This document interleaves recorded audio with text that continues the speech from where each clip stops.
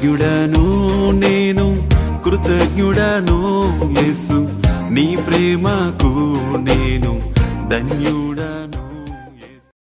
యేసుక్రీస్తు పరిశుద్ధమైన సర్వశక్తి కలిగిన నామంలో మరొకసారి ఎవ్రీడే విత్ జీసస్ అనే కార్యక్రమాన్ని చూస్తున్న ప్రతి క్రైస్తవ కుటుంబాలకి యేసునామంలో శుభవందనాలు తెలియజేస్తున్నాం.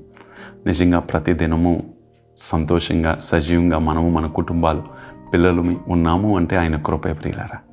ఈరోజు దేవుని యొక్క మాట వింటున్నాము. మనము ఎన్నిసార్లు దేవుని మాటను పెడచెవిని పెట్టాము, ఎన్నిసార్లు దేవుని మాటను విని విడిచిపెట్టేసాం, ఎన్నిసార్లు దేవుడు కొన్ని సంఘటనల ద్వారా లేదా కొన్ని పరిస్థితుల ద్వారా మనం వెళ్తున్న మార్గం మధ్యలో దేవుడు మాట్లాడుతున్నప్పుడు ఆయన మాటను విడిచిపెట్టి మన సొంత చిత్తాన్ని చేసుకున్నాం. అందుకంటాడు, నీ చిత్తము నాశనము, దేవుని చిత్తము నిత్య రాజ్యానికి వారసత్వం. మరలా చెప్తాను, జాగ్రత్త వినండి. నీ చిత్తము నాశనము, దేవుని చిత్తము నిత్య రాజ్యానికి వారసులుగా మారుస్తుంది. ఈరోజు దేవుని చిత్తము ఎంత గొప్పది అంటే మన ఊహకు కూడా అందదు. ఆయన చిత్తాన్ని జరిగించగలిగితే అది మనకి నూతనమైన ఆశీర్వాదాలు తెచ్చిపెడుతుంది ప్రియులారా. ఈరోజు బైబిల్ గ్రంథంలో ఒక మాటను మీ ముందు ఉంచాలని నేను ఆశపడతాను. ఆదికాండము 22వ అధ్యాయం బైబిల్ ఉంటే మొదటి వచనం.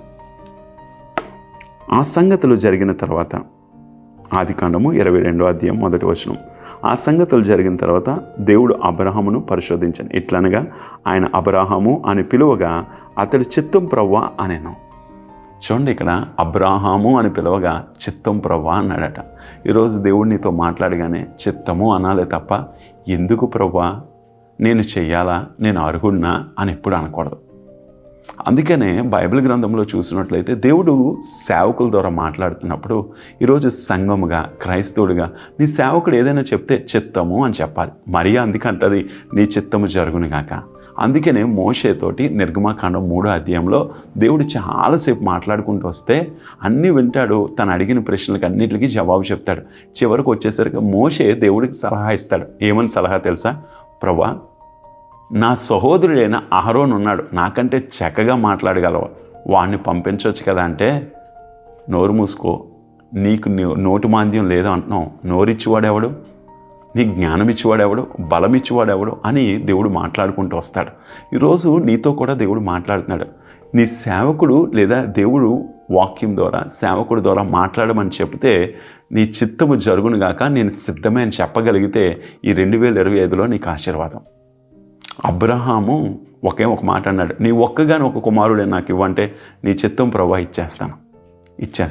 అందుకే అబ్రహాం విశ్వాసులకు తండ్రి అయిపోయాడు. ఈరోజు అబ్రహాము దేవుడే మనకు దేవుడు అయిపోయాడు.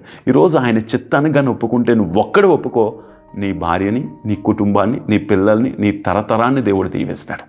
ఈరోజు ఆయన చిత్తం, ఆయన మాటకి ఇంకో మరలా నువ్వు ఎదురు చెప్పకూడదు, ఆయన మాటకి ప్రశ్నలు అడగకూడదు, ఆయన మాటకి నువ్వు సందేహించకూడదు. ఆయన మాట సెలవిస్తే విధేయత చూపెట్టగలిగితే చెప్తున్నాను, ఆ మాటకు కానీ నువ్వు కట్టుబడి ఉంటే దేవుడు నిన్ను దీవిస్తాడు.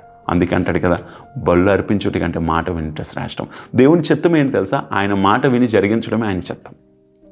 ఈరోజు చాలాసార్లు దేవుని చిత్తం ఏంటి అని, దేవుడు నీకు ఒక పని చెప్పాడు, అది చెయ్యు, ఆ పనిలో నమ్మకంగా చేస్తే దేవుని చిత్తం. అబ్రహాంతో దేవుడు మాట్లాడాడు, నీ కుమారుడు అని తీసుకెళ్ళి ఇషాకును బలి అర్పించడానికి సిద్ధపడిపోయాడు. కానీ అబ్రహాముకు తెలుసు, నేను ఇది ఇచ్చేసిన దేవుడు ఇంకో విధంగా కార్యం చేయగలడు. ఈరోజు దేవుని చిత్తాన్ని నువ్వు నమ్మగలిగితే దేవుని మాటకు విధేయత చూపెడతావు. ఇక్కడ అబ్రహాము చూపెట్టబట్టే అబ్రహాము విశ్వాసులకు తండ్రిగా మారాడు. అబ్రహాము ఇసుకరేణువులు అంతగా దీవిస్తానన్నందుకు ఈరోజు మనందరం అబ్రహాము సంతానంగా పిలువబడుతున్నాం ప్రియులారా. ఈరోజు నువ్వు ఎవరైనప్పటికీ ప్రభు నీతో మాట్లాడుతున్నాడు, గుర్తెరుగు, ప్రభా నీ మాటకి నేను విధేయత చూపెట్టి నీ చిత్తానికి నేను ఎప్పుడూ కూడా అందుబాటులో ఉండగలిగే కృప నాకు నా కుటుంబానికి దయచేయను అడగలిగితే 2025లో ఆయన మాటకు విధేయత చూపెట్టడమే ఆయన చిత్తం ప్రియులారా. ఒక నిర్ణయం తీసుకో, కళ్ళు మూసుకుంటే ప్రార్థన చేయడానికి ఇష్టపడదాం. మా తండ్రి, మా ప్రభా, నిజంగా అబ్రహాము ఒక్క మాటకే విధేయత చూపెట్టబట్టే అబ్రహామును అంతగా దీవించాం. ఈరోజు మేము కూడా అలా ఉండడానికి సహాయం దయచేయండి. మా కుటుంబాలు, పిల్లలు, మా కుటుంబ వ్యవస్థ నీ మాటకు విధేయత చూపెట్టి, నీ మాటకు మేము ప్రభా ఎప్పటికప్పుడు నీ మాటను గుర్తెరిగి దానికి ప్రభా మేము విధేయులుగా ఉండి మమ్మల్ని మేము సమర్పించుకోవడానికి సహాయం దయచేయమని చూస్తున్న ప్రతి ఒక్కరిని దీవించి ఆస్వాదించమని యేసుక్రీస్తు సర్వశక్తి కలిగిన నామంలో అడిగి వేడుకొంచున్నాము తండ్రి. ఆమేన్.